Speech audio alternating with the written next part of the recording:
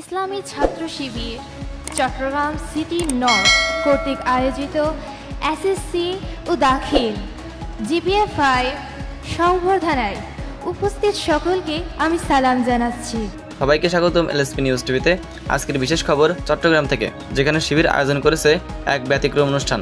আজ চট্টগ্রামে শিবিরের উদ্যোগে অনুষ্ঠিত হলো GPA-5 পাওয়া মেধাবী শিক্ষার্থীদের সম্বর্ধনা অনুষ্ঠান। অসংখ্য শিক্ষার্থী ও তাদের অভিভাবক উপস্থিত ছিলেন অনুষ্ঠানে। অনুষ্ঠানটিতে যেন হয়ে ওঠে এক উৎসবমুখর পরিবেশ।